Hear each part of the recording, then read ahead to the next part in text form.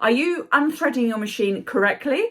Or are you unthreading it incorrectly? Yes, there is a right and a wrong way. So let's get over to the machine and I'm going to show you how not to do it and then exactly how to do it safely without causing your machine any harm at all. Let's get over to the machine now and let's show you. So this is the wrong way to unthread your machine. And this is what so many people do. They take the spool cap off, they take the spool, and they take the thread out and they pull it out that way. Bad, bad, bad, bad. Please don't do that.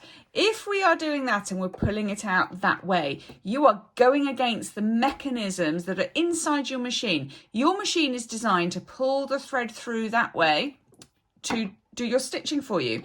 And if you're pulling against that way, the likelihood is, because you're pulling against all the little mechanisms, you're going to get thread caught in there, you're going to get little pieces of fluff caught in there, which can cause problems with your machine later on. It only takes a tiny, tiny piece of fluff or thread to get caught deep in all the workings, the inner workings of your machine, to cause massive problems. So let's have a look at the correct way to unthread your machine.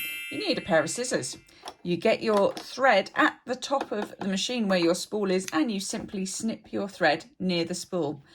You go down to where the needle is, you get that thread and you gently pull it through your machine. The way that the thread is designed to go through your machine, you will not cause your machine any problems at all. And that, my lovely people, is how to correctly unthread your machine. I hope that helps. I'll see you in the next video. Bye for now.